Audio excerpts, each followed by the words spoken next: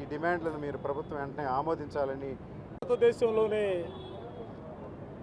ఇంత దౌర్భాగ్యమైనటువంటి ప్రభుత్వం, ఇంత అనాలోచితమైనటువంటి ప్రభుత్వం ఎక్కడా కూడా మనం కనుచూపు మేరలో కనిపిస్తున్నటువంటి పరిస్థితి వాళ్ళ దేశంలో ఎక్కడా కూడా లేదు.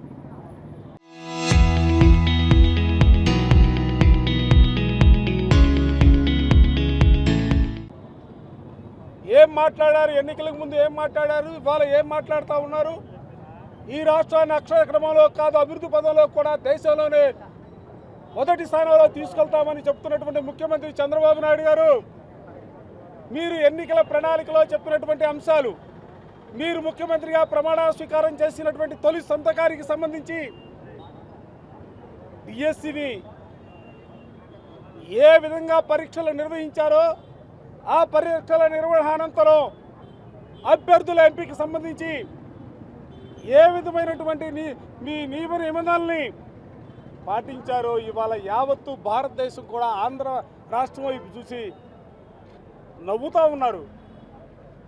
అసలు ఇంత దౌర్భాగ్యమా? జగన్మోహన్ రెడ్డి గారి హయాంలో నాడు నేడు పేరుతో స్కూళ్ళని డెవలప్ చేసి భవిష్యత్ తరాలకి నేటి విద్యార్థులే ఆస్తి అని నమ్మినటువంటి వ్యక్తిగా 5 సంవత్సరాల పాటు ఈ రాష్ట్రంలో పరిపాలన చేస్తే అటువంటి విద్యార్థులకి పాఠాలు చెప్పే టీచర్ని డబ్బులు తీసుకొని ఉద్యోగ నియామక పత్రాలు ఇస్తారా? పారదర్శకం ఉండదా? మెరిట్ లిస్ట్ ఉండదా? ఎవరికి ఎన్ని మార్కులు వచ్చాయో తెలుసుకోవడానికి అవకాశం ఉండదా? మీరు నియామక పత్రాలు కూడా SMS రూపంలో ఫోన్లకి మెసేజ్లు పెడతారా? అసలు ఎక్కడైనా ఏ రాష్ట్రంలో అయినా దేశానికి స్వాతంత్రం వచ్చిన తర్వాత ఈ రాష్ట్రంలోనే ఆంధ్ర రాష్ట్రంలోనే అనేక ప్రభుత్వాలు మారాయి, అనేక ముఖ్యమంత్రులు పరిపాలన చేశారు. కానీ ఏ ముఖ్యమంత్రి పరిపాలన అయినా కూడా టీచర్లకు సంబంధించినటువంటి ఎంపికలు ఈ విధంగా జరిగినటువంటి సందర్భం ఎక్కడైనా ఒక్కసారి వెనక్కి తిరిగి చూడమని అడుగుతా ఉన్నా. చంద్రబాబు నాయుడు గారు మాటలేమే ఆకాశమే హద్దుగా మాట్లాడుతూ ఉంటారు.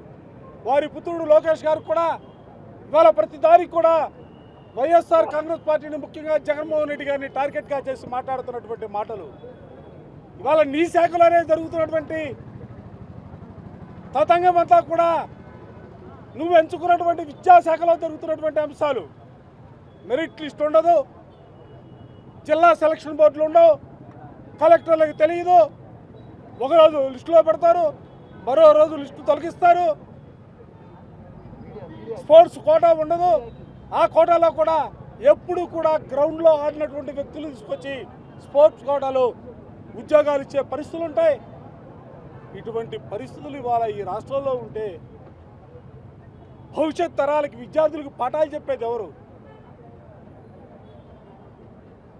దయచేసి నేను ఇవాళ ప్రభుత్వాన్ని అడుగుతా ఉన్నాం, తప్పనిసరిగా డిఎస్సి నియామకాలపైన ఈ ప్రభుత్వం పైన ఈ రాష్ట్రంలో ఉన్నటువంటి నిరుద్యోగులకి నమ్మకం లేదు.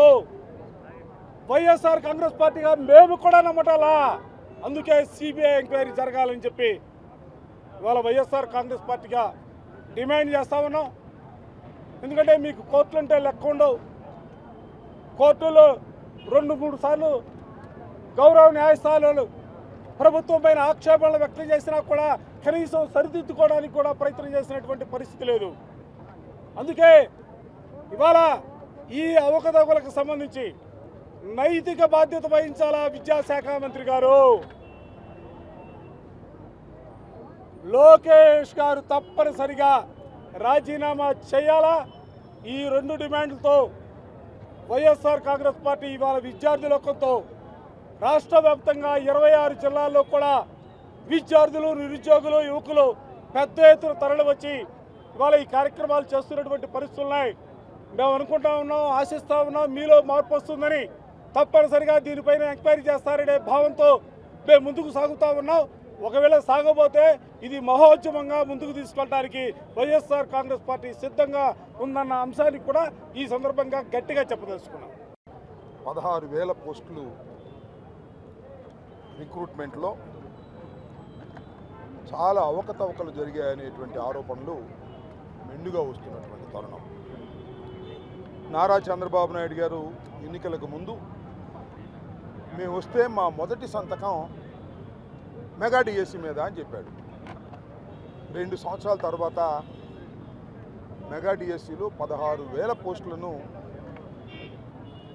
ఫిలప్ చేయడానికి పరీక్షలు నిర్వహించారు. ఇది మెగా డిఎస్సి అని అందరూ అంటుంటే అది పెద్ద డగా డిఎస్సి అని ప్రజలు, నిరుద్యోగులు, అటెండ్ అయినటువంటి వారు కూడా అంటున్నటువంటి తరుణం. అసలు ఎందుకు ఈ మెగా డిఎస్సి డగా డిఎస్సి అయింది, ఏమిటి ఆరోపణలు, ఒకటి మనం పరిశీలిద్దాం. నెంబర్ 1, కృష్ణా జిల్లాలో ఫస్ట్ ర్యాంక్ వచ్చిన అతను పేపర్ లోడింగ్లో ఉన్నాడంట, నవీన్ అనే అతను. ఎలా అలా పరీక్షల్లో భాగస్వామ్యమైన వ్యక్తికి ఎలా మొదటి ర్యాంక్ వచ్చిందనేది ఒక ప్రశ్న. పోనీ మొదటి ర్యాంక్ వస్తే అతనికి ఉద్యోగం ఇచ్చారా? ఇవ్వాల. బండారం బయట పెడితే ఉద్యోగం ఆపారు. ఆపితే అతను ఊరుకున్నాడా? ఊరుకోలా. అతను హైకోర్టుకి వెళ్ళాడు. హైకోర్టు చివాట్లు పెట్టింది. ఏంటిది అంటున్నా, ఇది అవకతవక కాదా చెప్పాలి ముఖ్యమంత్రి గారు. సరే, ముఖ్యమంత్రి గారికి ఏం సంబంధం అని అంతా మన లోకేష్ బాబు గారు చూస్తున్నాడు అంటే లోకేష్ బాబు గారు దీనికి సమాధానం చెప్పాలి. నిన్న చంద్రబాబు నాయుడు గారు మహానాడులో గొంతు చించుకుని మాట్లాడుతూ ట్రాన్స్పరెన్సీగా మెగా డిఎస్సి నిర్వహించామని. ఎక్కడ ట్రాన్స్పరెన్సీగా నిర్వహించారు? 16,000 పోస్టులుంటే 3% చొప్పున 421 పోస్టులను స్పోర్ట్స్ కేటాయించారు. స్పోర్ట్స్ సర్టిఫికేట్లు ఇచ్చారు. ఎవరు? మన లోకేష్ గారి నాయకత్వం ఒక మనిషిని పెట్టి అసలు ఆటలంటే తెలియని వాడికి స్పోర్ట్స్ సర్టిఫికేట్లు ఇచ్చారు. 421 మందికి ఇచ్చారు. వాళ్ళందరికీ ఉద్యోగాలు ఇచ్చారు. ఇచ్చే టైంలో ఏం చేశారు? ఒక్కొక్కడికి 10 లక్షలు, 20 లక్షలు, 30 లక్షలు వసూలు చేశారు. వసూలు చేసి అన్నీ కూడా మన లోకేష్ గారికి ఇచ్చారు. ఇది దుర్మార్గమైన పని. మెగా డిఎస్సిలో పోస్టులు అమ్ముకునేటటువంటి స్థాయికి విద్యాశాఖ మంత్రి గారు నారా లోకేష్ గారు లవ్ క్యాష్లో దిగజారిపోయాడనే విషయాన్ని చాలా స్పష్టంగా అర్థమవుతున్నటువంటి అంశాలు. దీని మీద విచారణ జరపమని డిమాండ్ చేస్తున్నాం. ఇవాళ రాష్ట్ర వ్యాపితంగా విద్యార్థి విభాగం పిలుపునిచ్చింది. మన గుంటూరు జిల్లాకు చెందినటువంటి చైతన్య రాష్ట్ర అధ్యక్షులు, అదేవిధంగా మన జిల్లాకు చెందినటువంటి నవీన్, వినోద్, వీళ్ళందరూ కలిసి పిలుపునిస్తే భారీ ఎత్తున అంబేద్కర్ విగ్రహం దగ్గర మేము నిరసన చెప్పాం. అయ్యా, మా వాళ్ళంతా అడుగుతున్నారు, అయ్యా విద్యాశాఖ మంత్రి లవ్ క్యాష్ రాజా రాజీనామా చేయి రాజా అన్నాడు.